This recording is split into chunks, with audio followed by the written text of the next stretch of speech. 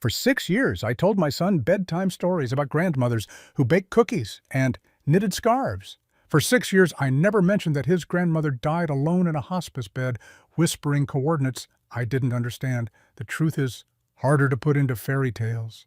Elizabeth Hartwell spent her final hours clutching a brass key, her eyes unfocused from morphine, her lips forming numbers that meant nothing to me then.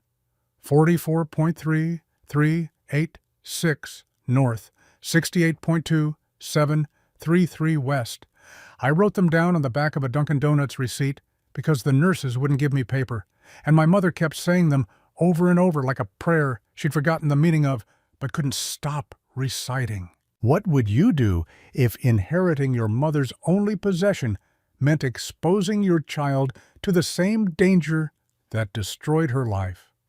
Because 3 months after burying Elizabeth Hartwell in a grave, I'm still paying off in installments. I was standing in a Boston law office with November rain hammering the windows, holding a deed that would either save us or kill us. The envelope arrived on a Tuesday, thick cream-colored paper, sealed with actual wax, dark red, pressed with an imprint I couldn't make out. Inside the brass key from the hospice, a black and white photograph of a lighthouse on jagged rocks, and those same coordinates, scrawled in my mother's shaking handwriting across the back. My mother worked night shifts as an ER nurse for 32 years. She died with $18 in her checking account and a maxed-out credit card from her cancer treatments that the debt collector started calling about before the funeral flowers wilted. So, when Ronald Pemberton told me she owned a property worth $3.1 million, I knew something was catastrophically wrong. People who own multi-million-dollar real estate don't die in county hospice with their daughter sleeping in a plastic chair because she can't afford the hotel across the street. I'm Maggie Hartwell, 28-year-old or so, I thought until recently. Single mother, bartender at a dive in Somerville called the Rusty Anchor, where the tips are decent if you laugh at the right jokes and ignore the hands that linger too long when passing back credit cards.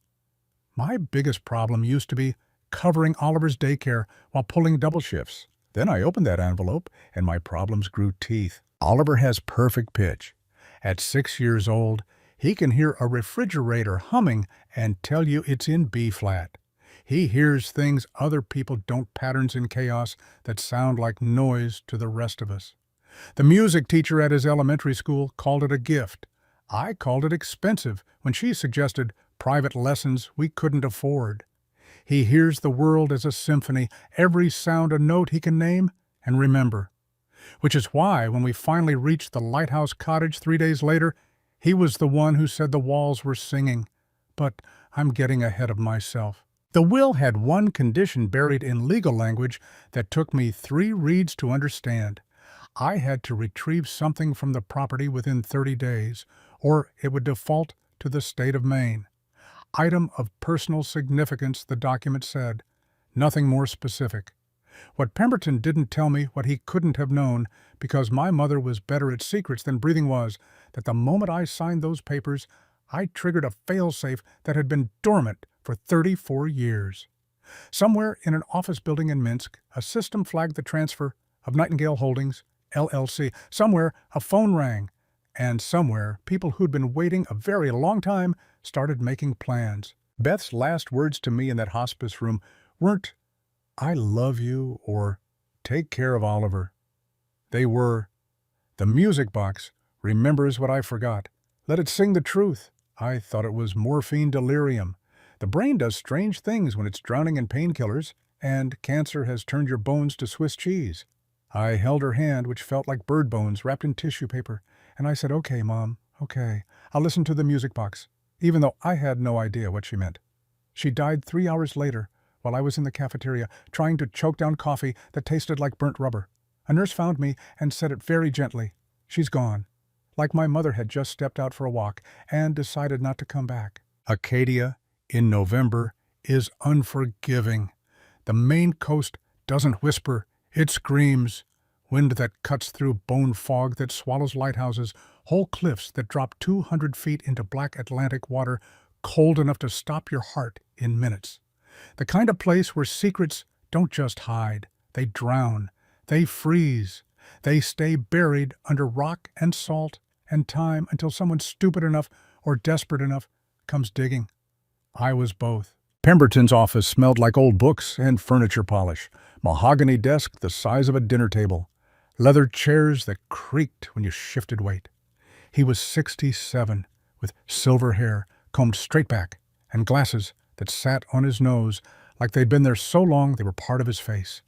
The kind of lawyer who charged by the quarter hour and made you feel it. The folder he slid across to me was Manila standard office supply, but the documents inside were anything but.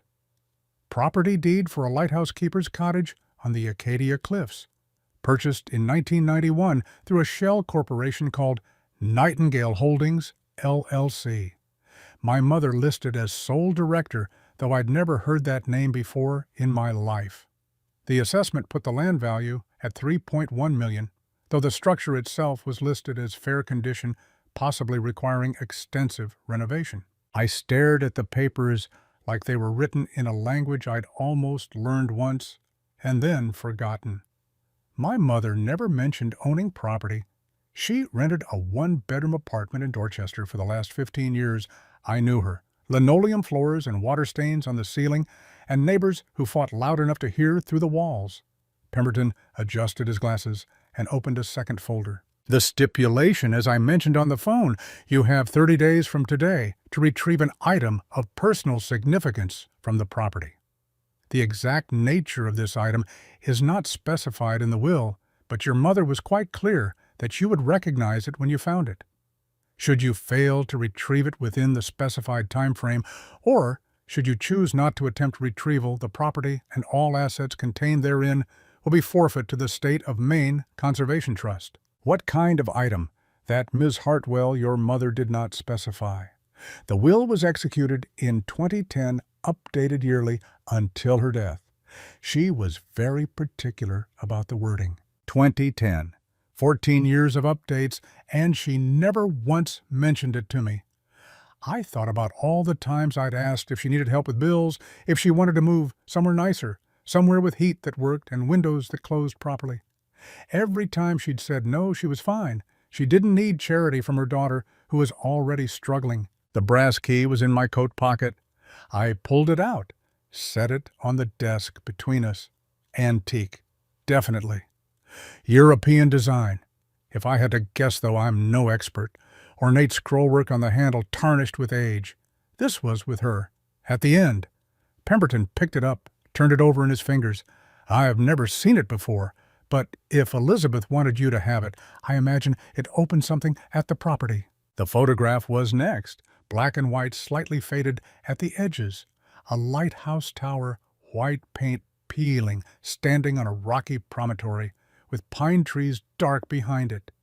Separate from the tower, a small cottage, maybe 1,200 square feet. Weathered clapboard shuttered windows. The ocean in the background, waves frozen mid-crash against the rocks. On the back, in my mother's handwriting, 44.386 degrees, north 68.2733 degrees west. The same coordinates she'd whispered in the hospice. That's the property. Lighthouse Point. Technically, though the locals call it Keeper's Watch. The lighthouse itself was decommissioned in 1987. The cottage was the keeper's residence. Your mother purchased both structures and the surrounding 4 acres in 1991. 1991. I was born in 1996 according to my birth certificate, which meant my mother bought this property 5 years before I existed. Except there was a thought scratching at the back of my mind, something about timelines that didn't quite add up, but Pemberton was still talking. I should mention the property has been maintained. Your mother hired a local service to perform basic upkeep until 2010, at which point she discontinued the arrangement. The structure is likely weathered, but intact. Why did she stop? Pemberton closed the folder with a soft thud. I don't know. Your mother was a very private client, Ms. Hartwell. She paid her retainer on time, updated her will annually, and answered only the questions I directly asked. If you're looking for explanations, I'm afraid you'll have to find them at Lighthouse Point. I left his office with the deed, the key, the photograph, and a head full of questions that felt like wasps buzzing against the inside of my skull. Oliver was with my neighbor, Mrs. Chen, a grandmother who charged $20 a day and fed him better than I could. I had $432 in my checking account. Rent was due in 9 days. The eviction notice was already taped to my door. Second warning, final notice, before legal proceedings. $3.1 million. Even if I sold it for half that, even a quarter, it would be enough. Enough to pay off my debts, enough to move somewhere. Oliver could have his own room, enough to stop living in the space between one disaster and the next. But first I had to retrieve something, and I had no idea what I was looking for. Laura Morrison called that night while I was packing a bag I couldn't afford to pack for a trip I couldn't afford to take. I didn't recognize the number, almost didn't answer, but something made me pick up. Maggie. It's Laura Morrison. I worked with your mother at the hospital. I remembered her vaguely. Paralegal, who did intake paperwork, dark hair, always in a bun, kind eyes. I'm sorry about Beth. She was a good woman. Thank you. A pause long enough that I thought the connection had dropped. Your mother asked me to give you something if she passed. She made me promise. I have an envelope. Can we meet? We met at a Starbucks in Cambridge, halfway between her office and my apartment. She was already there when I arrived, sitting at a corner table with a black portfolio bag at her feet. She stood when she saw me, hugged me like we were closer than we actually were. I'm so sorry I couldn't make the funeral. I was out of state. It's okay. It was small. She sat back down, pulled the bag onto her lap, unzipped it carefully. Inside was a small notebook, the kind with a black leather cover and pages that looked hand-cut. She slid it across the table to me like it was made of something more fragile than paper. Beth gave this to me 2 years ago. She said insurance policy, only if necessary. The coordinates lead to truth. I opened it. My mother's handwriting, sharp and slanted, filling pages with entries that read like inventory lists mixed with diary confessions. Vienna, 1990, the syndicate. Original team, 6 members. Target Volkov private collection. Extraction Budapest. Compromised. Further down, Gray is innocent. Proof in deposit box. 447. Credit Suisse, Zurich. They framed him. Crane killed the guard, not Gray. Who's Gray?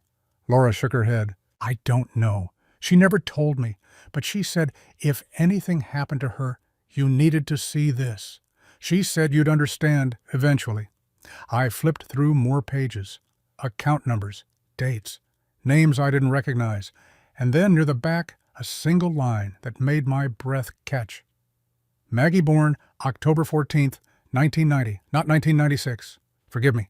My birth certificate says 1996. Laura's expression shifted something between pity and recognition. Beth told me you'd find out eventually. She said the truth was buried at Lighthouse Point. That's all I know. I drove north the next morning with Oliver in the back seat, his stuffed moose buckled in next to him, his drawing pad balanced on his knees. The Honda CR-V I rented smelled like pine air freshener and had a rattle in the dashboard that got worse the faster I went. 6 hours from Boston to Bar Harbor if the traffic cooperated. It didn't. Oliver hummed the entire way. Not a song I recognized, just a continuous stream of notes that shifted and changed like he was composing something in his head. Perfect pitch means he hears every sound as music. The highway traffic, the windshield wipers, the rattle in the dash, all of it notes he could name. Why didn't Grandma tell us about her house? I glanced at him in the rear view. 6 years old, dark hair that curled at his temples, green eyes that saw too much. I don't know, sweetie. Was Grandma rich? No, she wasn't. Then why does she have a house worth millions? I didn't have an answer for that. I still don't. Around Portland, I noticed the black sedan. 3 cars back, keeping steady pace. Could have been coincidence. Probably was. But when I took the exit for gas, and it followed, when I merged back onto the highway, and it reappeared, the wasp buzz of anxiety started up again. Oliver twisted in his seat, looked out the back window. That car smells like cigarettes and bad men. You can't smell through the car, Oliver. I can smell it in my head. The way sounds have colors, smells have sounds. That car sounds like metal scraping metal. The sedan exited before we reached Acadia, disappeared into traffic like it had never been there at all. But Oliver kept humming, and the hum had a nervous edge to it. Now notes that didn't quite resolve. Bar Harbor in November was a ghost town. Tourist season long over, shops, closed restaurants, operating on skeleton crews. We stopped at a marine supply shop near the harbor to ask for directions. The owner was a man in his 50s, with a beard down to his chest and hands that looked like they'd never been clean. Lighthouse Point? Nobody goes there. Coast Guard condemned the access road in '05 after a rock slide. Whole section of cliff came down.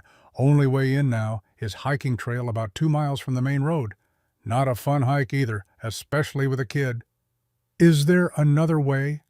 He studied me for a moment, then pulled out a nautical chart, spread it on the counter. Could boat around the point. Tricky waters. Lots of rocks, but doable if you know what you're doing. Scott McLeod runs charters out of the North Dock. Tell him Jerry sent you. Scott McLeod's boat was a 30-footer with blue paint flaking off the hull and a cabin that smelled like diesel and fish.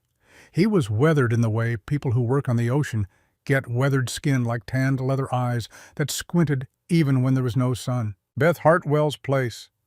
Hell, she hired me years ago to run supply drops. Stopped in 2010, though. Haven't been out there since. He recognized the address. That alone made the wasps in my head buzz louder. You knew my mother? Not well. She'd call, I'd take supplies out. Food batteries, that sort of thing. Never saw her at the cottage, though.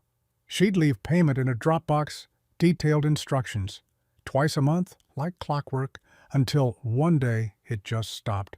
I figured she sold the place or died. She died 3 months ago. His expression softened in that way people's do when they don't know you well enough for real grief, but feel obligated to perform sympathy. Sorry to hear it. She was a good client, always paid on time. He offered to boat us around the point the next day if the weather cleared. The forecast called for rain, but not the kind of storm that would make the journey impossible. I paid him half up-front cash I couldn't afford to spend, and we checked into a motel that charged by the week because nightly rates were for tourists. Sheriff Paul Wickham found us at the diner that evening. I was feeding Oliver chicken fingers he was picking apart and rearranging by size while I picked at a salad that was mostly iceberg lettuce and hope. You're Beth's daughter. It wasn't a question. I looked up at a man in his late 40s with a badge clipped to his belt and an expression that was trying very hard to be friendly, but couldn't quite hide the suspicion underneath. Margaret Hartwell, Maggie. Paul Wickham. Sorry for your loss. Your mother was a private woman, but she was always polite when we crossed paths. When did you cross paths? He slid into the booth across from me without being invited. Oh, here and there. Small community. We keep an eye on properties, especially ones that sit empty. Had some trouble with trespassers out at Lighthouse Point over the years. Vandals, mostly. Kids looking for a place to drink. I'd run them off, let the property management company know. After 2010, though nobody seemed to be managing it anymore. Did you ever see my mother there? His pause was just a fraction too long. Once or twice.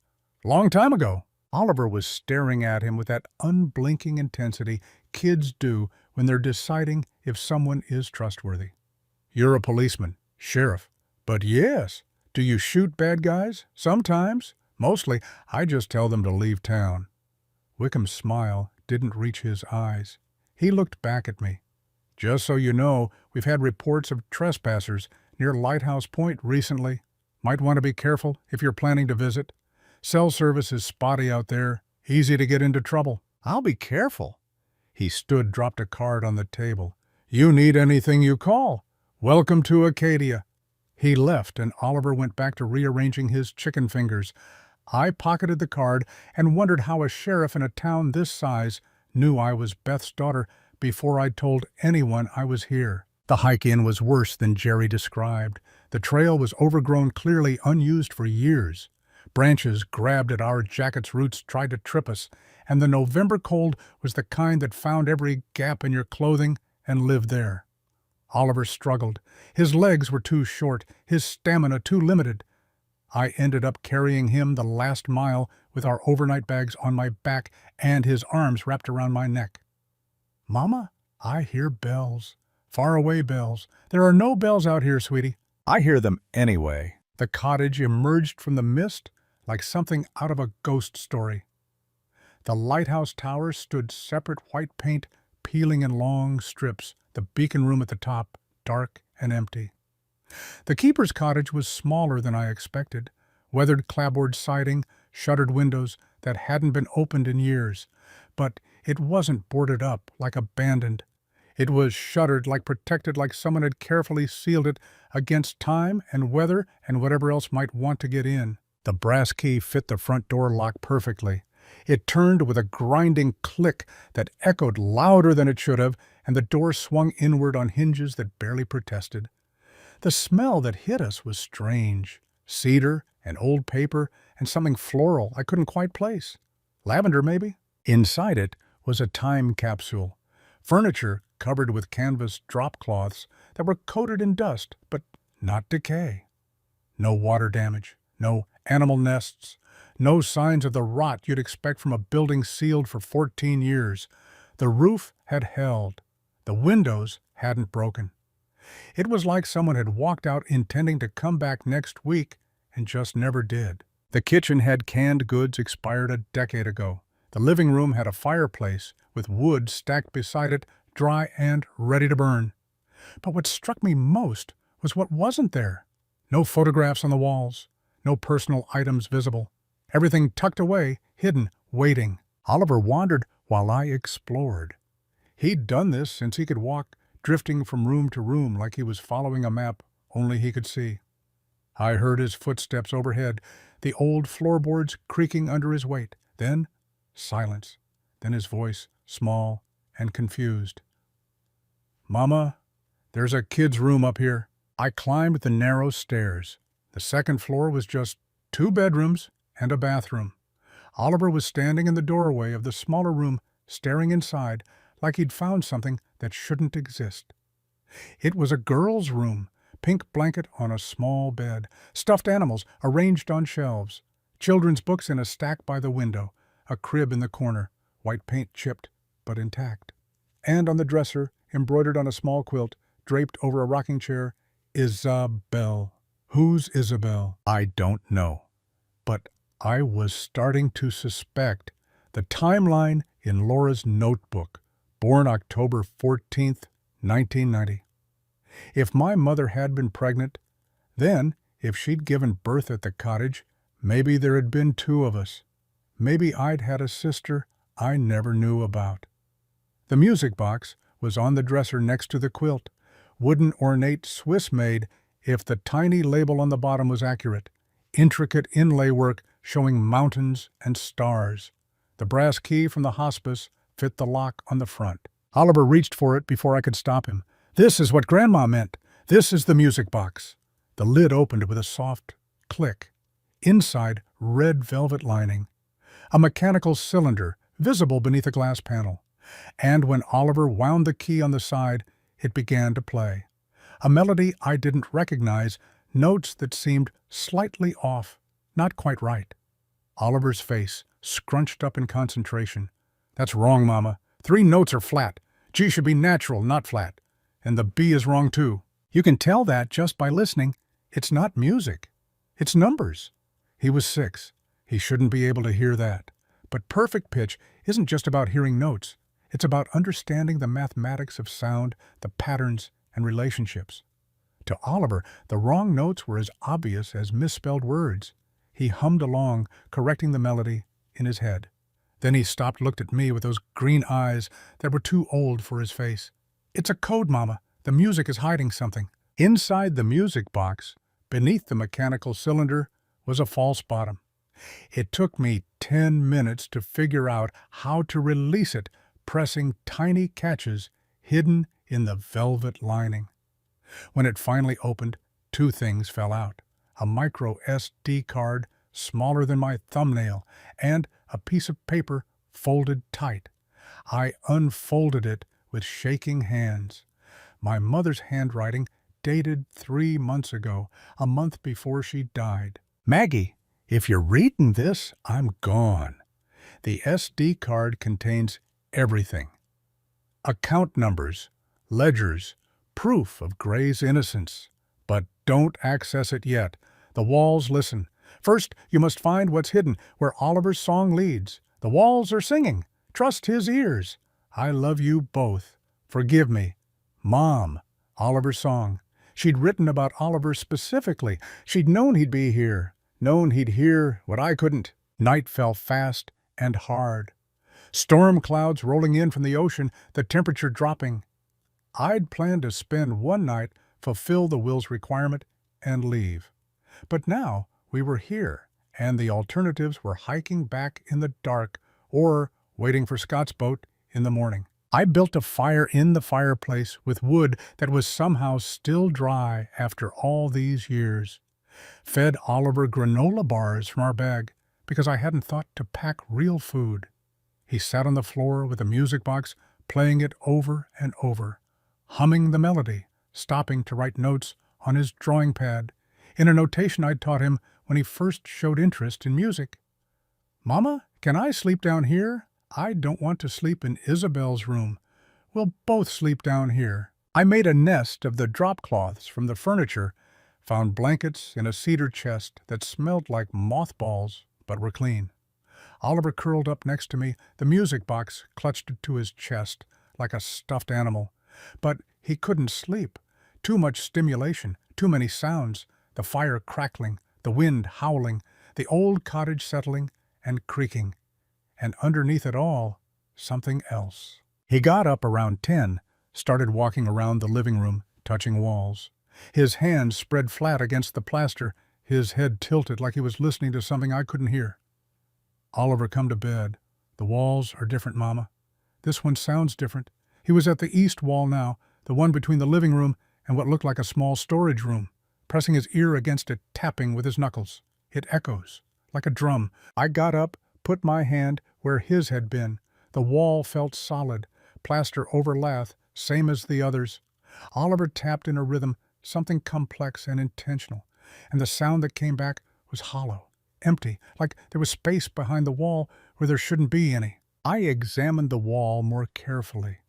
In the firelight, I could see faint seams in the paint, a rectangle roughly 4 feet by 3 feet. The paint was slightly different there, newer maybe, or applied at a different time. I pressed on the edges. The wall section flexed, just barely, just enough to know it wasn't load-bearing, wasn't permanent. Oliver stepped back. I pulled. The entire panel swung inward on hidden hinges that screamed from lack of use. Behind it, where there should have been insulation and studs, was a steel vault door, modern, electronic, with a combination lock that glowed faint red in the darkness. Oliver came to stand beside me, his small hand finding mine. "What's that, Mama?" "I think it's what Grandma wanted us to find." The lock required an 8-digit code. I tried my mother's birthday. My own, at least the one I thought was mine. Oliver's. Nothing worked. The red light blinked rejection each time. Oliver was staring at the music box in his hands. "Try the music, Mama. The notes are numbers. How each note is a number. E is the 5th note of the scale.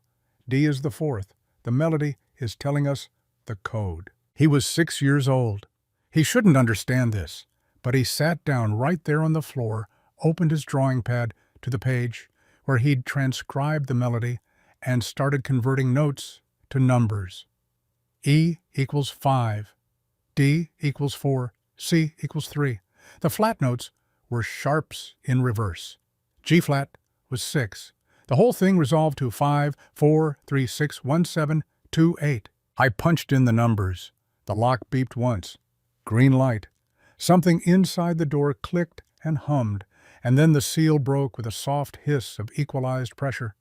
The vault door swung open on smooth hydraulics that suggested It had been maintained that someone had kept this system running all these years. Inside was a room about 6 by 8 feet. Climate controlled the air, inside cool and dry. LED motion lights flickered on, bright and harsh. Steel shelving lined the walls, and on those shelves, organized with military precision, was evidence of a life I never knew my mother had lived. The first shelf vacuum-sealed bricks of cash, euros and dollars, bundled and labeled with dates. 1990, 1991, hundreds of thousands at least, maybe more. The second shelf, 3 objects wrapped in canvas and secured with leather straps, too flat to be anything but paintings? I didn't touch them yet. The third shelf, a leather ledger identical to the one Laura had given me. USB drives in waterproof cases, and a stack of passports, at least 6 each, with my mother's photo, but different names, different countries of origin. Oliver stepped into the vault behind me, his eyes wide. Is Grandma a spy? I don't know what she was. That's when we heard the footsteps. Heavy boots on gravel, the unmistakable sound of a diesel engine idling rough and loud in the quiet night. Someone was outside. Someone had found us. I grabbed Oliver, pulled him back from the vault entrance. My heart was doing something inhuman in my chest, a rhythm that felt like it would break ribs. The cottage was isolated. The nearest neighbor was miles away. Scott wasn't coming until morning, and whoever was outside knew we were here because light was leaking from every window and smoke was pouring from the chimney. A voice called out deep and gravelly, American accent. Elizabeth Hartwell. I know you're inside. We need to talk about Vienna. My mother was dead, buried 3 months ago. But the voice didn't know that, or didn't believe it, or was addressing someone else entirely. Silence from outside. Then quieter, like he was talking to himself, or someone with him. Or, should I say, Margaret? I saw the rental car. You have her eyes. Oliver was shaking against me. I looked around the vault for anything resembling a weapon. Found a pistol on the bottom shelf. Sig Sauer, P226, loaded magazine, maintained well enough that the action was smooth when I checked it. My hands were shaking so hard I nearly dropped it. The front door creaked open. We hadn't locked it. Why would we lock it when we were miles from anywhere? The voice again closer, now inside the cottage. My name is Kenneth Sutton. Most people call me Gray. And if you're Beth's daughter, then you're mine too. Gray, the name from my mother's notebook. Gray is innocent. Proof in deposit box. They framed him. The voice continued calm, almost gentle. We don't have much time. Detective Walsh is 10 minutes behind me, and the Volkov Syndicate is 20. I know you found the vault. I can see the panel open from here. Oliver whispered against my shoulder, Mama, I'm scared. Me too, baby. Footsteps on the old floorboards, slow, deliberate, not rushing. He appeared in the vault entrance, hands raised, palms open. Tall, late 50s, fit in a way that spoke of constant maintenance rather than natural build. Close-cropped gray hair, a scar cutting across his left jaw like someone had tried to remove his face and changed their minds halfway through. And eyes that were the exact shade of green as mine as Oliver's. Don't shoot, magpie. That's what I called you when you were 2.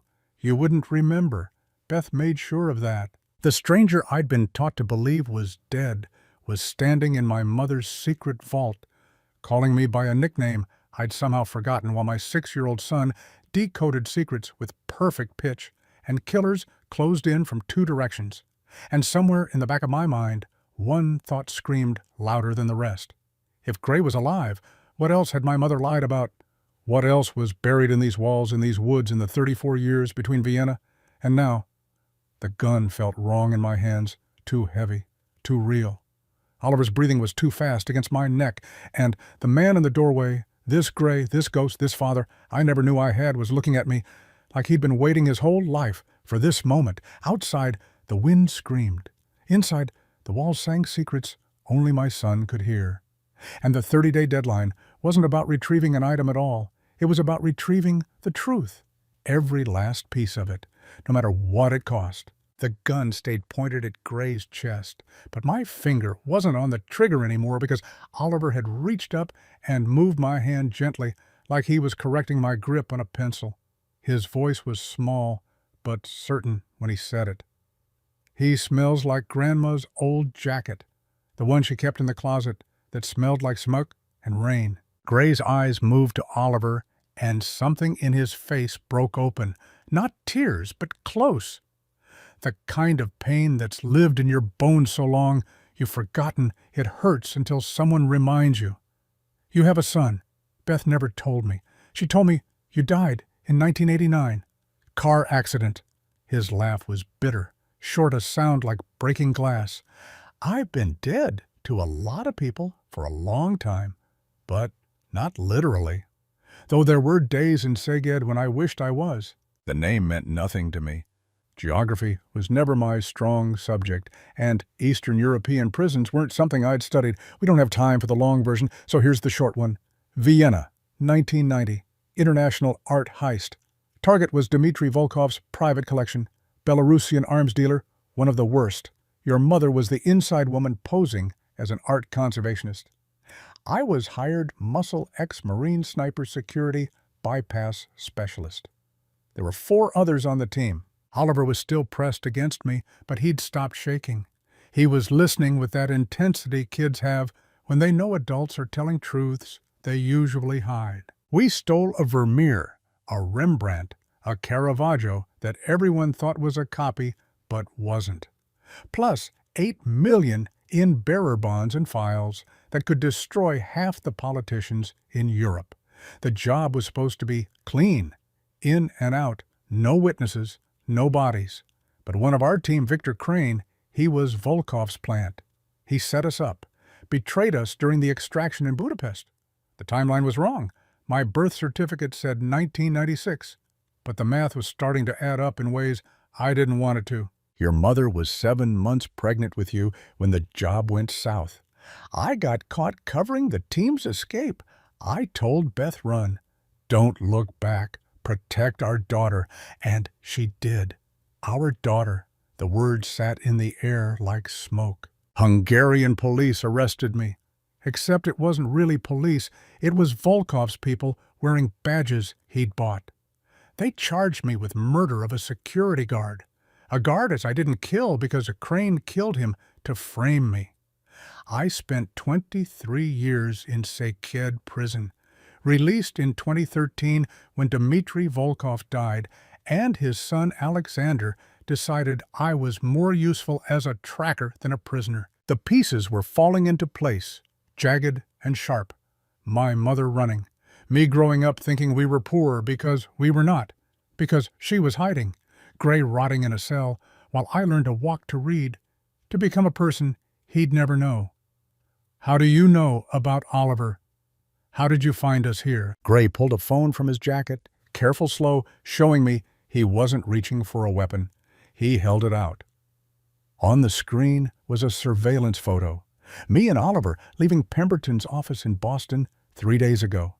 I've had people watching that law firm since 2015, waiting for Beth to surface, or for her will to trigger. The moment the deed transferred, I knew. So you've been following us. Trying to get ahead of you, actually. I knew Detective Walsh would be tracking the property too, and I knew Alexander Volkov would have alerts on Nightingale Holdings. The second you signed those papers, you became visible to people who've been hunting Beth for 34 years. The diesel engine outside revved once, then cut to idle. Gray glanced toward the sound tension visible in his shoulders. "Oh, that's probably my truck. I drove instead of flying to stay off passenger manifests. But Walsh is close. I can feel it." Oliver spoke up, his voice stronger now. "You're my grandpa." Gray knelt down, putting himself at eye level with a 6-year-old who'd decoded a vault combination with perfect pitch and was currently processing revelations that would break most adults. "Yes, son, if you'll have me." "Do I have an aunt, too, like Isabel?" The question hit Gray like a physical blow. He looked at me, and I saw something in his expression that was worse than pain. It was guilt.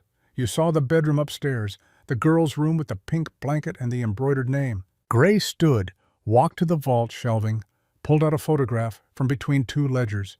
He handed it to me. Two babies in pink blankets identical, wrapped so tight only their faces showed. The photo was dated October 14th, 1990, written in my mother's handwriting on the back. Twins. You were born 10 minutes apart.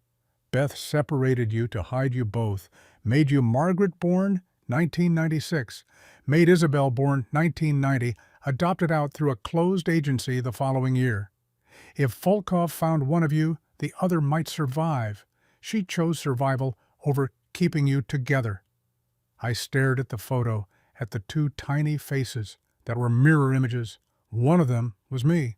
The other was a sister I'd never known, existed a whole person out there somewhere who shared my DNA and nothing else. Where is she? I don't know. Beth never told me. Closed adoption means even she didn't know where Isabel ended up. It was the point. Untraceable. Oliver was looking at the photo, now his small finger tracing the outline of the two babies. Mama, you were really tiny. We all were once. The moment hung there fragile until Gray broke it. The SD card in that music box. I need you to understand what's on it. Volkov Syndicate ledgers from 1985 to 2019. Offshore accounts holding $4.2 billion. Arms deals. Compromat on EU politicians, judges, military officials. And proof that I didn't kill that guard in Vienna. Crane did. Beth kept the evidence for 34 years because she thought I'd betrayed her until 2010 when she found proof I was framed. How did she find proofs? Crane got sloppy, made a deal that went bad in Marseille, started bragging about the Vienna setup when he was drunk. Word got back to Beth through old contacts. By then, she'd been lying to you for 20 years. How do you undo that? How do you tell your daughter her entire life is fiction? Headlights swept across the cottage windows, multiple vehicles moving fast. Gray's entire body went rigid. That's not Walsh. She'd come quiet, warrant in hand, playing it by the book. That's someone who doesn't care about books. He moved to the window, peered through a gap in the shutters. 3 SUVs black, no markings, armed men deploying, professional formation. Volkov sent his cleaners. Oliver grabbed my hand, squeezed hard enough to hurt. Mama, the bad men are here for real this time. Gray was already moving, pulling canvas-wrapped paintings from the vault shelving. Take these. Leave the cash. It's bait. There's a sea cave beneath the lighthouse. High tide is in 40 minutes. We can reach Scott's boat if we move now. A megaphone crackled outside, a woman's voice I didn't recognize. Margaret Hartwell, this is FBI. Exit the structure. Hands visible. Gray swore under his breath. Walsh got here first. That's good and bad. Good because she won't let Volkov's team just execute us. Bad because now we have 2 problems instead of 1. He shoved the paintings into my arms, grabbed the ledger and USB drives, stuffed them in a waterproof bag he pulled from the vault. There's a laptop in here too, instructions for accessing the SD card data. Beth left a whole manual. Why are you helping us? Because I lost 23 years. I won't lose you again. Oliver was staring at the vault, at the bricks of cash still on the shelves. We're leaving all that money. Gray knelt again, looked Oliver in the eye. Money's just paper. You and your mom, you're real. Now come on, we need to move. But Gray didn't move toward the door. He moved toward the laptop, started typing fast. What are you doing? Buying time, setting up a decoy, audio file on loop. Makes it sound like we're having a conversation. Motion sensor lights on timers. They'll think we're hunkered down negotiating. He worked for 90 seconds that felt like 90 hours. Outside, more vehicles arriving, more voices. Sheriff Wickham's main accent mixing with Walsh's clipped federal authority. Where's the cave entrance?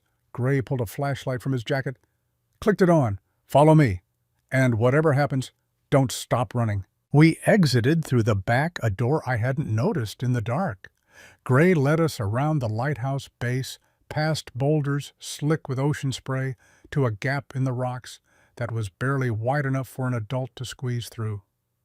Oliver went first, then me with the painting strapped to my back in a makeshift harness Gray rigged from rope he'd carried in. The canvas scraped against rock, and I prayed nothing tore, nothing broke. The cave entrance was a mouth of darkness that smelled like salt and rotting seaweed. Water ankle-deep freezing, moving with the tide. Gray clicked on the flashlight, and the beam showed a passage that narrowed and twisted low ceiling walls slick with algae. 200 yards to the ocean side. Stay close to me. If you hear water rushing, that's high tide coming in. We'll have to swim the last bit.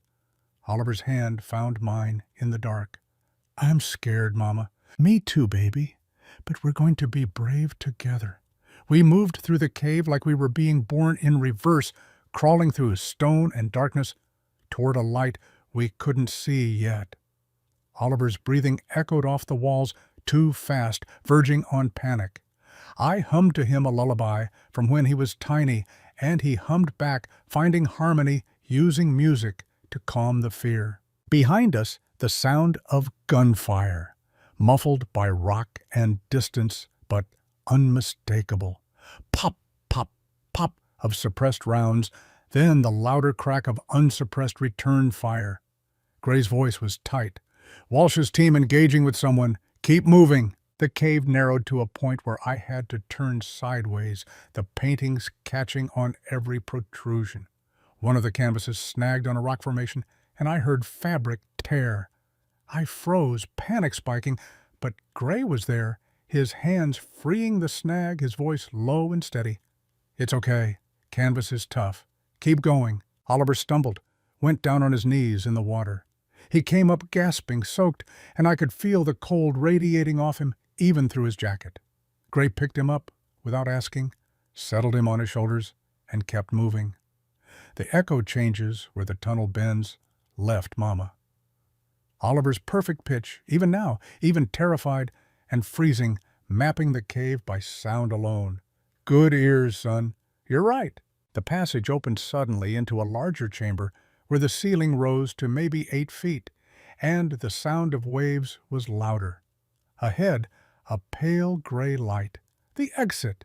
We scrambled toward it, desperate now, no longer caring about stealth or silence. We emerged onto a narrow ledge of rock at the base of the cliffs. The Atlantic stretched out black and churning, and 50 yards offshore, Scott's boat rocked at anchor, a single light on the mast swinging in the wind. Gray pulled a flare from his pack, struck it. Brilliant red light arced across the water.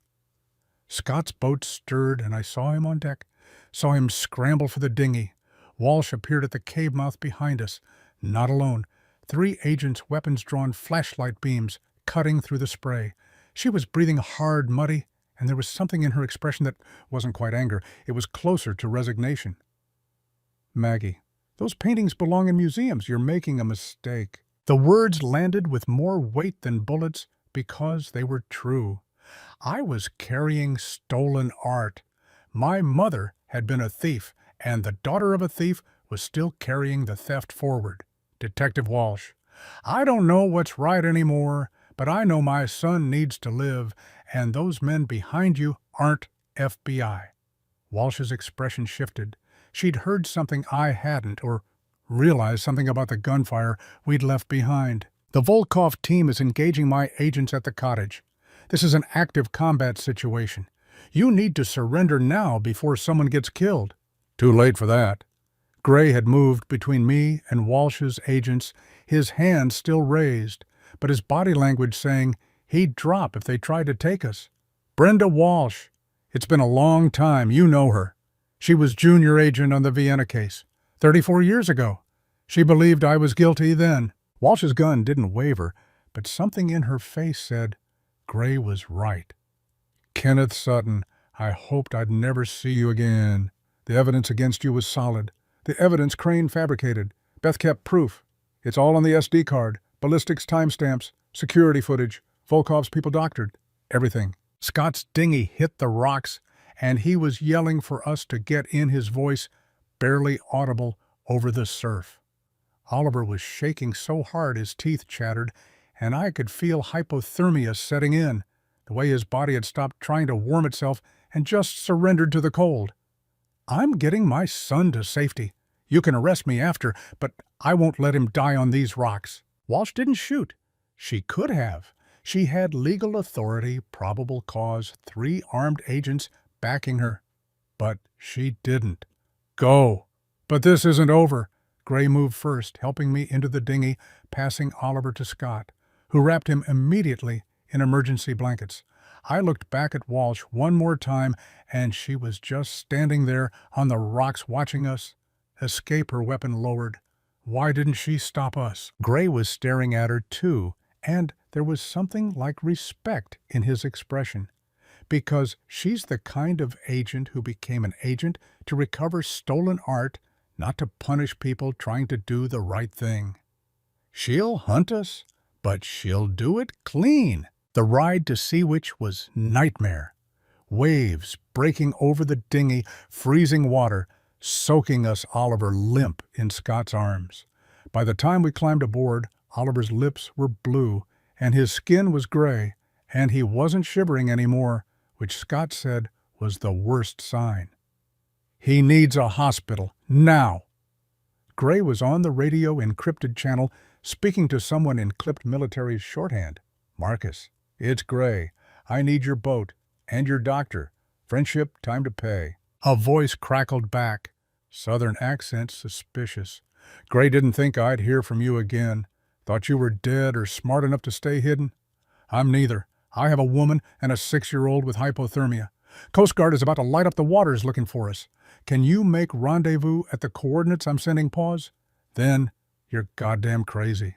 But yeah, I'm 40 minutes out. Northern Star. Look for the green light." Scott was already gunning the engine, heading northeast into international waters. Behind us, searchlights from shore swept the ocean. A Coast Guard cutter was leaving Bar Harbor, moving fast, and I could see the helicopter lifting off from the base. "They're coming for us. We'll make Marcus before they can legally board us. International waters are 12 miles out. We're at 8 now." Oliver's fever was spiking, a bad sign after hypothermia. His temperature was 102.4 when Scott checked with a thermometer from the first aid kit. His breathing was shallow too fast. Gray had him wrapped in every blanket on the boat, but it wasn't enough. I've been to a lot of bad places, seen a lot of people die, but watching my son fade, while I couldn't do anything but hold him, was a new circle of hell I didn't know existed. "Stay with me, baby. Stay with me." Oliver's eyes fluttered open, unfocused. "The bad men are still coming, Mama. No more bad men. Just sleep now." The Coast Guard cutter was gaining. Scott pushed Seawitch past safe limits, the engine screaming smoke starting to billow from the exhaust. And then ahead, a larger vessel, a fishing trawler, 80 feet long, green light at the mast. Northern Star. The transfer was chaos. Marcus Williams appeared on deck, a man built like a refrigerator, with a beard that belonged on a mountain man, and he had a medic with him. Doc Patterson, 62, gruff with hands that moved with absolute certainty. They took Oliver below, started IV fluids, antibiotics, warming protocols that involved heated blankets and careful monitoring. The Coast Guard cutter pulled alongside 12.1 nautical miles from U.S. territorial waters. Close enough to see faces, but not close enough to board without an international incident. The radio crackled, Coast Guard demanding identification. Marcus answered in a drawl that suggested he'd done this before. Northern Star registered Bahamas International Waters Fishing Expedition. You got a warrant that covers this far out, Northern Star. You are harboring fugitives. Prove it. You got a warrant for international waters. The standoff continued for 3 hours, the cutter staying parallel, watching, waiting for us to make a mistake. Below deck, Doc Patterson worked on Oliver, while Gray and I sat in a cabin that smelled like diesel and old coffee. Why did Beth lie? Why not just tell me you were alive? Gray pulled out an envelope worn from handling the paper, soft as fabric. Inside a letter, in my mother's handwriting. She wrote to me in prison. 2011. I got it in 2013 when I was released. She'd found proof that Crane was the plant that I'd been framed. But by then, she'd lied to you for 20 years. How do you undo that? He handed me the letter. I read it while the boat rocked and the Coast Guard watched, and my son fought pneumonia in the cabin next door. The letter was a confession, every lie cataloged, every choice explained.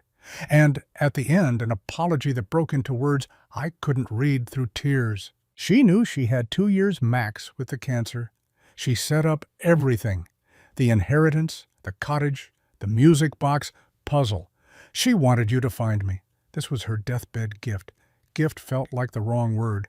Gifts don't come with armed syndicates and federal warrants. But maybe that's the only kind my mother knew how to give. Oliver appeared in the doorway, IV still in his arm, Doc Patterson behind him, looking annoyed that his patient was mobile. "Are you my grandpa?" Gray's voice broke on the answer. "Yes, son, if you'll have me." Oliver crossed to him, climbed into his lap, small and fragile against Gray's bulk. "I'll have you, but you have to teach me stuff, like how to find secret caves and not be scared. Deal." The SD card was in my pocket. The paintings were stacked in the corner, water-damaged but salvageable. And in my hands, I held proof of my mother's dual nature, thief and protector liar, and guardian, the woman who stole millions and lived in poverty to keep us safe. Marcus appeared in the doorway. "We got a problem. Fast-moving vessel, on radar, 40 knots, heading straight for us, not Coast Guard. IFF transponder says private yacht, but no yacht moves that fast unless it's military grade." Gray's expression went cold. Volkov sent Crane. "They'll board us! Kill the crew! Take us!" Marcus's crew was already arming up. Shotguns, rifles, one very illegal automatic weapon that Marcus carried like it was an extension of his arm. Gray took a position on the flying bridge with a scoped rifle settling into a stance that said he'd done this 1,000 times before. Below, I held Oliver, while Doc Patterson tried to convince me to take him to the engine room, the safest location on the ship. But Oliver was staring at the duffel bag of gear Gray had brought aboard, and his face had gone strange. "Mama, there's something else in the bag." I dug through it, found what Oliver's perfect pitch had heard shifting inside, a cylindrical object wrapped in oilcloth, heavy metallic. I unwrapped it carefully. It was a music box, not like the one at the cottage. This one was larger, more ornate. And when I opened it, instead of a melody, there was a compartment. Inside, a handwritten note from my mother, dated a week before she died. "The code is what Gray gave me the day we became 3, but not the day you think. Vienna, July 22nd, 1987. The cafe in Nice, where he first said he loved me." I looked at Gray, who'd come down from his position to see what I'd found. She left a cryptex, not a cryptex, another music box, but this one has a mechanical lock, letters and numbers on rotating dials. The Volkov boat was visible now, sleek, aggressive, cutting through the waves like a blade. The Coast Guard had seen it too, and was radioing warnings that were being ignored. The combination. July 22nd, 1987. Gray tried it. The music box clicked word and opened. Inside, a micro SD card and a note that made his hands shake when he read it. "What is it?" "This card contains Volkov's master ledger. Everything. Accounts compromat trafficking routes, weapons manifests. $18 billion in offshore assets. If we have this, we have leverage. Or we have the thing they'll kill us to get back." The Volkov boat was 200 yards out. Men visible on deck, weapons that weren't trying to hide what they were. The Coast Guard was ordering both vessels to stand down, but Volkov's team wasn't even pretending to listen. Marcus was on the radio with the guard. "Unknown vessel, you are entering an active military response zone. We are coordinating with U.S. Coast Guard. Any hostile action will be met with lethal force." A voice came back, accented, cold. "This is private security contractor. Vessel Northern Star, harboring international fugitives. We are authorized to retrieve." The Coast Guard captain cut in. "Negative. Only U.S. law enforcement has jurisdiction. Unknown vessel, heave to and identify. Then arrest them yourselves, or step aside." The Mexican standoff lasted maybe 30 seconds before someone on Volkov's boat lost patience. An RPG launcher appeared on their deck. Marcus saw it the same moment I did. "Get down." The rocket streaked across the water, missing Northern Star by maybe 20 feet, close enough that the explosion sent spray across our deck and rocked the boat hard enough that Doc Patterson lost his footing. The Coast Guard responded immediately. Heavy machine gun fire raking Volkov's boat rounds, punching through fiberglass and metal. The Volkov team returned fire, and suddenly the ocean was a war zone. Gray was moving before I could process what he was doing. Grabbed a bag, checked his rifle, started for the dinghy. Marcus had lashed to the stern. "I'll slow crane down. Marcus, get them to shore. You'll die. Then I die, buying my family time. Go." He was in the dinghy before I could stop him, motor gunning, heading straight toward the Volkov boat. One man with a rifle against 8. Oliver was screaming for his grandpa, and I was screaming too, but Gray didn't look back. Northern Star's engines roared to full Marcus, at the wheel, pushing toward Canadian territorial waters. The Coast Guard was fully engaged with the Volkov boat, now superior firepower, turning the engagement into a slaughter. But Gray's dinghy was closing on them from the flank, and I watched through binoculars as he opened fire. The last thing I saw before Marcus dragged me below deck was Gray standing in that tiny, inflatable boat rifle to his shoulder, firing with the precision of a man who'd been trained to kill and had never forgotten how. The radio crackled with his voice one last time. "Magpie, if I don't make it, the egg is where your mother's music began. Trust Oliver's ears." Then static, then gunfire, then nothing. Marcus beached Northern Star in a cove so remote it didn't have a name. Just coordinates on nautical charts that smugglers passed around like folklore. Nova Scotia coastline, 12 miles from anything resembling civilization. Doc Patterson had Oliver stable, but deteriorating fever climbing despite the antibiotics his skin taking on a translucent quality that made every vein visible. The radio silence from Gray was worse than confirmation of death because it left room for hope, and hope in situations like this was just another word for torture. Coast Guard transmissions crackled through Marcus's scanner. One suspect in custody, critical condition, medevac to Portland Federal Detention Hospital, Kenneth Sutton. The name made official what we already knew. Oliver was too sick to cry about it. He just stared at the ceiling of the cabin, humming a melody I didn't recognize, something discordant and wrong. That's the sound Grandpa makes, in my head, like metal bending. "You can't hear him, baby. He's too far away. I hear everyone who matters. Always have." Doc Patterson appeared in the doorway, medical bag in hand, expression grim. "The fever's not breaking. His respiratory rate is climbing. Whatever this is, it's not just pneumonia from the hypothermia. There's something else going on." Gray had mentioned a safe house. Marcus knew the location, an abandoned fishing village 14 miles inland that his smuggling network used as a waypoint. We loaded into a truck that smelled like rust and dead fish. Oliver wrapped in blankets, me clutching the paintings and the music box and the SD card that was worth $18 billion, or our lives, whichever someone wanted more. The village was 6 houses and a general store, all empty, all slowly being reclaimed by the forest. Marcus set us up in the largest house, a 2-story structure with running water from a well and electricity from a generator that coughed black smoke when it started. I can't take him to a hospital. The moment we show up, someone runs his name, sees the BOLO, calls it in. Doc Patterson was checking Oliver's vitals, frowning at the numbers. Then he's going to get worse. I can manage the pneumonia, but there's something in his blood work I don't like. I'd need a real lab to tell you what. My phone rang. The burner Marcus had given me. Unknown number.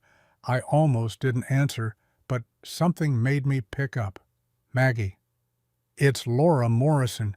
Your mother gave me a second envelope. Instructions said, open only if you reached Canada with Gray. How did you know we're in Canada? Beth knew. She planned every step. The envelope contains medical records, Oliver's genetic profile, and a name. The email came through while we were talking encrypted files that took Marcus's laptop 3 minutes to decrypt. When they finally opened, the first document was a genetic screening report dated 6 years ago, commissioned by Elizabeth Hartwell for subject Oliver Hartwell, age 3 months. Wilson's disease, copper metabolism disorder, fatal by age 12 without treatment. The words swam in front of my eyes. Requires chelation therapy, specialized medication monitoring by pediatric geneticist. My mother had known since Oliver was an infant. She'd tested him, identified the condition, and never told me. The second file explained why treatment required documentation, insurance, paper trails, everything that would make Oliver visible to anyone tracking the Hartwell name. But she'd left a plan. Contact information for Dr. Angela Reeves, pediatric geneticist in Toronto. Treatment protocol, medication sources, everything I'd need to save him, hidden until the moment I'd be far enough from my old life to use it. The third file was adoption records, sealed, but my mother had somehow obtained a copy. Wallace family, Portland, Oregon. Name changed to Isabel Claire Wallace. Current age 34. Last known address as of 2019. There was more. Financial records showing annual donations to Wallace Family Trust. $50,000 a year since 1991. My mother had anonymously funded my sister's entire upbringing while living in poverty herself, while I grew up thinking we couldn't afford new shoes. She never stopped being our mother, to both of us. She just did it from a distance that kept us breathing. Marcus was reading over my shoulder. Your mom was playing chess while everyone else was playing checkers. Every move had 3 purposes. The money to Isabel kept her safe and tracked. The cottage kept the art protected. The music boxes kept the proof encrypted. And dying when she did that triggered the whole mechanism to bring you and Gray together. Except Gray's in federal custody now. Critical condition. The news confirmed it an hour later. Marcus's contact in Border Patrol sent a text. Sutton stabilized, transferred to Portland Federal Detention Hospital, armed guards. No visitors charged with assault on federal officers, weapons trafficking, evading arrest. Preliminary hearing in 14 days. Oliver stirred from his fever haze. Who's going to help us find the egg now? The egg? Gray's last transmission, where your mother's music began. I pulled out the music box, the one with the rotating dials. The note inside mentioned Vienna, but we couldn't exactly fly to Austria with federal warrants and a dying child. I turned to Doc Patterson. How long does Oliver have? Real answer. Without proper treatment. 2 weeks, maybe 3. The Wilson's disease is progressing faster than it should, probably accelerated by the stress and infection. His liver is starting to fail. And with treatment. If we can get him to this Dr. Reeves in Toronto, if she can start chelation therapy immediately, he's got a normal lifespan ahead of him. But Toronto's still in reach of U.S. law enforcement. The moment you cross that border, you're taking a huge risk. Staying here is a bigger one. The music box sat on the table between us, its dials showing random letters. Oliver reached for it, fingers trembling. Mama, I can hear what it wants to say. The dials, they're singing too. Different notes for different positions. He started turning them, listening to clicks and mechanical sounds I couldn't distinguish from each other.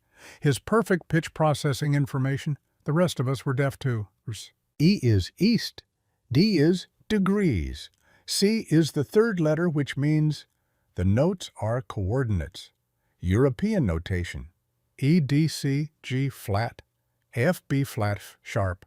He worked for 20 minutes transcribing converting his fever-bright eyes focused with intensity that scared me. Finally, he pushed the paper toward me. 48.208, 2 degrees north, 16.3738 degrees east. That's Vienna, Mama. And the reversed melody gives an address, Herrengasse 14, Vienna Conservatory. I'd seen it in my mother's ledger tuition payments from 1987 to 1989. Beth had studied music there before the heist, before she met Gray, before everything fell apart. The egg is in Vienna. Oliver nodded, then his eyes rolled back and he collapsed. Doc Patterson caught him, checked his pulse, started barking orders for supplies. The seizure lasted 42 seconds. When it stopped, Oliver was unconscious, breathing shallow-skin Gray. We're out of time. Toronto or nothing. I made the call to Dr. Reeves from Marcus's encrypted line. She answered on the third ring, already knew who I was before I said my name. Your mother contacted me 5 years ago, set up a treatment fund for Oliver, told me if you ever called to drop everything and help. I've been waiting. He's dying. Seizures, fever, liver failure. Get him here. I don't care how. I have a bed ready, medications prepped. The moment he arrives, we start chelation. There are warrants. Federal. If I cross the border, then don't cross legally. But get him here, or everything your mother did to protect him was for nothing. Marcus knew people. Of course he did. By morning, we had a route overland through New Brunswick across the border at an unmanned crossing Marcus's network used for moving goods that didn't ask for customs stamps. A doctor would meet us on the Canadian side, stabilize Oliver for the drive to Toronto. The paintings stayed with Marcus. Too risky to move them across borders. But I took the SD card, the ledgers, the music box, and a plan that was forming in my head, dangerous and probably stupid, but the only way I could see to end this. Detective Walsh was hunting us. Alexander Volkov was hunting us. And Gray was locked in a federal hospital, probably dying from wounds sustained, saving our lives. We couldn't run forever. Eventually, you have to turn and face what's chasing you, or it runs you down anyway. The border crossing was a dirt road through dense forest, no guards, no cameras, just a line on a map that we drove across at 3 a.m. with Oliver unconscious in the back. The doctor met us, as promised, a woman in her 60s with steady hands and a van converted into a mobile ICU. She worked on Oliver for 30 minutes before declaring him stable enough to move. Then we drove through the pre-dawn darkness to Toronto, to a private clinic where Dr. Angela Reeves was waiting with a team and equipment and the kind of competence that comes from having done this 1,000 times. Oliver was admitted under a false name. Treatment started immediately. Chelation therapy to remove copper, build-up medications to protect his liver monitoring that would continue for weeks. Dr. Reeves pulled me aside after the first round. He's going to make it, but it was close. Another few days and the damage would have been irreversible. My mother knew. 6 years ago, she knew this day would come. She set up a trust fund for his treatment, enough to cover everything through his 18th birthday. Your mother was many things, but she loved that boy before she ever met him. I stayed with Oliver for 3 days while Marcus arranged the next phase. Laura Morrison flew in, brought more documents, more pieces of my mother's plan, including a passport in my name, but not my name. Sarah Brennan, age 45, teacher. Good enough to get through airport security if I didn't get flagged. I'm going to Vienna. Alone. Marcus shook his head. That's suicide. Volkov has people watching every major museum, every auction house, every place stolen art might surface. I'm not selling it. I'm returning it.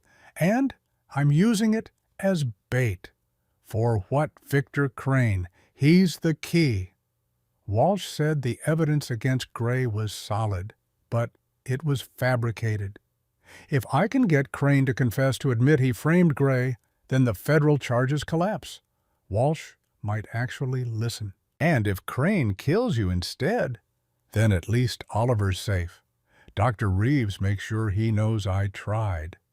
The flight to Vienna was Air Canada through London connection that gave me 12 hours to think about all the ways this could go wrong. I'd left the paintings with Marcus, trusted him to keep them safe. But I'd taken the Fabergé eggs location, the music box codes, the proof that my mother had been protecting art for 34 years, not just hoarding it. Vienna in November was cold elegance tourists, sparse Christmas markets, not yet opened. I checked into a budget hotel in Maria Hilf, using the Sarah Brennan passport, paid cash, kept my head down. The Herrengasse address was a 10-minute walk. Vienna Conservatory Archives occupied a building from the 1890s, ornate and crumbling in equal measure. Public access to the reading room restricted access to the collection. I posed as a musicologist researching 1980s faculty, showed a fake university ID Marcus had made for $200 and 30 minutes with a laminator. The clerk was a woman named Anna, 50 suspicious eyes that tracked my every movement. The 1980s records are in the East Wing. You have 2 hours. The reading room smelled like old paper and furniture polish. Small practice rooms lined one wall each with a piano or desk spaces where researchers could work privately. Oliver's code had been specific, the music leads somewhere. I waited until Anna was occupied with another visitor, then slipped into practice room 3. The piano was old, out of tune, but functional. I played the melody from the music box, the sequence Oliver had decoded. E, D, C, G flat, F, B flat, F sharp. The notes rang out in the small room, and something behind the bookshelf clicked. A section of the wall swung inward, hidden hinges that had been there longer than I'd been alive. Behind it, a brick-lined vault, small, maybe 4 by 6 feet. And inside, on a velvet cushion, an object that made my breath stop. The Fabergé egg was smaller than I'd imagined, maybe 6 inches tall, but the craftsmanship was breathtaking. Gold and enamel work so intricate it looked like lace. Diamonds catching what little light reached the vault. The imperial hen with sapphire pendant, one of 50, made for the Russian royal family, stolen in 1917, sold to Volkov's grandfather in the 1920s, stolen again in 1990. Worth $130 million. And my mother had kept it safe for 34 years. There was a note beneath it, my mother's handwriting dated 2010. To whoever finds this, Maggie, I hope it's you. This egg belongs to the Hermitage Museum in St. Petersburg. It was stolen from them during the revolution, sold to Volkov's grandfather illegally. I can't return it. I'm wanted, but you can. Let this be the one thing I stole that goes back home. Mom, my mother's redemption hidden in a vault in Vienna, waiting for someone to finish what she couldn't. Hannah's voice from the reading room, sharp with suspicion. Ms. Brennan, I've called security. You're not who you claim to be. I grabbed the egg, wrapped it in my scarf, ran. Security guards were moving through the main room as I burst out of the practice room, and Anna was pointing, shouting in German. I didn't speak German, but I understood pursuit. The streets of Vienna in November, twilight cold and crowded enough to blend in if you moved fast and didn't look back. I made it 3 blocks before the black Mercedes pulled up beside me, door opening. Victor Crane stepping out like he'd been waiting for exactly this moment. Going somewhere. Margaret. He wasn't alone. 3 men, professional, armed. They formed a perimeter that was casual enough not to alarm pedestrians, but tight enough that I had nowhere to run. You've led us on quite a chase, but it's over. The egg. Now. My hand tightened on the bundle in my arms. Why Alexander, already lost. The SD card data is with Interpol. I was bluffing. The SD card was in Toronto with Oliver. But Crane didn't know that. He laughed, and the sound had edges. You think we care about that data? We've moved assets, changed accounts. The egg is personal, Volkov family heirloom, and you're holding the last piece of leverage your mother had over us. Oliver stepped out from behind me. Except Oliver was in Toronto, so this couldn't be Oliver, but it was. fever-bright eyes, hospital bracelet still on his wrist, standing on a Vienna street when he should have been in a bed 3,000 miles away. No, I was hallucinating, stress exhaustion, fear making me see things that weren't there. But then Dr. Reeves appeared and Laura Morrison, and they were all wrong, all impossible. The fever broke, my mind resetting, admitting what was real and what wasn't. Oliver wasn't here. I was alone in Vienna with the Crane and his men, and an egg worth more than my life. Oliver's voice, small and real in my memory. You can't have it. It belongs to the museum. That's what he would say. That's what I needed to say. This egg belongs to the Hermitage Museum. Not to Volkov, not to you. It's going back. Crane raised his gun casual like he'd done this before and would do it again. Move, or I'll shoot you, and take it anyway. The bullet that hit Crane's shoulder came from somewhere behind me. He went down hard, and his men scattered. I spun, saw Detective Brenda Walsh with Vienna Polizei 6 officers, weapons drawn. Drop the weapon, Crane. You're under arrest for murder extortion, arms trafficking, and about 40 other charges I've been building for 3 years. Crane tried to raise his gun. The Polizei fired, hit his leg this time. He collapsed, screaming, and his men were surrendering, hands up, smart enough to know when the game was over. Walsh approached me slowly, gun still drawn, but not pointing at me specifically. I've been tracking you since Nova Scotia and investigating the 1990 case. Gray didn't kill that guard. Crane did. We have proof now. Ballistics witness testimony. Crane's own bragging on surveillance tapes from 6 months ago. She pulled out a file folder, handed it to me. Inside documentation.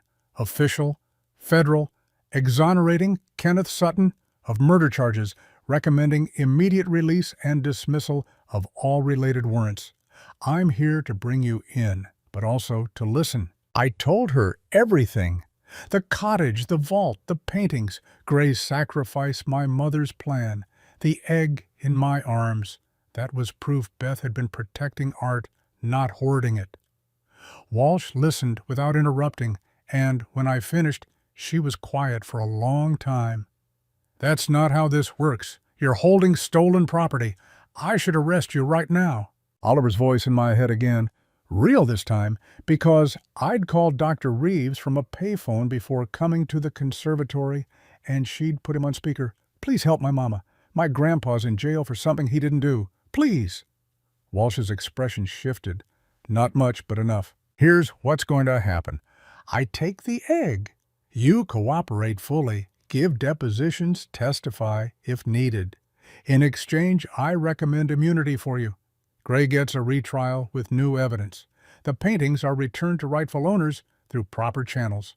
And Oliver's treatment, I'll personally escort you to Toronto after you give me everything. SD card ledgers, locations of the other items. No more secrets. I handed over the egg. It felt like giving up a piece of my mother, but maybe that was the point. She'd spent 34 years holding on to things that weren't hers. Maybe the final gift was teaching me when to let go. The depositions took 3 days. Vienna, Polizei, Interpol, FBI, everyone wanted their piece of the story. I gave them everything except the one thing that didn't exist, yet my mother's innocence. Beth had been a thief. That part was true, but she'd also been a guardian. And maybe, if I told it right, people would remember both. Gray was released 4 months later. Hungarian court overturned the conviction based on new evidence. U.S. dropped all charges. Federal detention to freedom in a single court session that took less time than it takes to watch a movie. I was there when he walked out. Oliver was there too. Healthy now, chelation therapy working his skin the right color again. He ran to Gray before I could, arms around a waist face buried in jacket. Grandpa, you smell like soap now instead of ocean. Hospitals do that. Gray met my eyes over Oliver's head, and we didn't need words for what passed between us. Thank you. I'm sorry. We're alive. We made it. All of it in one look. The paintings went back through official channels. Vermeer to Vienna, Rembrandt to Amsterdam, Caravaggio to the family in Rome who'd owned it before Volkov. No reward claimed. Walsh made sure our names weren't released publicly. The Fabergé egg ceremony was international news. Hermitage Museum in St. Petersburg, official repatriation credited to Elizabeth Hartwell, posthumously via FBI Art Crime Team. My mother's name cleared in death, remembered as protector of art rather than thief. Isabel took longer to find. Detective Walsh located her through adoption records, birth certificates, property records, Portland, Oregon, music teacher, married, 2 children, a whole life that existed parallel to mine without ever touching. The meeting happened on neutral ground, a coffee shop in Portland. I flew there with Oliver Gray staying behind because 3 generations of trauma at once seemed like too much. She was waiting when we arrived, and the recognition was instant. Same eyes, same chin, same nervous habit of twisting hair when uncertain. Maggie Isabel. We stared at each other like mirrors that had been separated for 34 years and didn't quite believe the reflection was real. I knew I was adopted. Never knew about a twin. Mom separated us to hide us from the people she'd stolen from.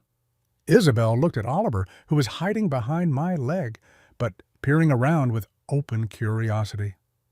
Is this my nephew? This is Oliver.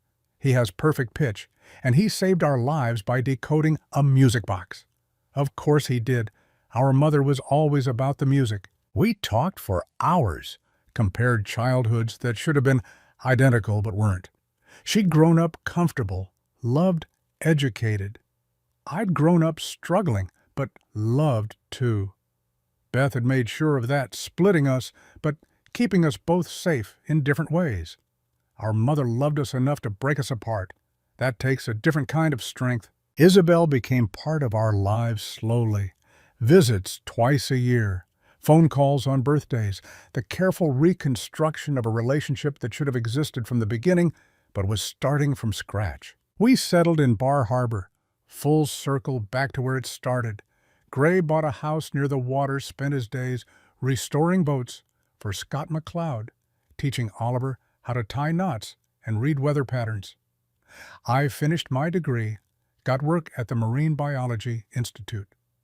Oliver thrived in school, joined a children's choir, his perfect pitch, finally something celebrated instead of strange.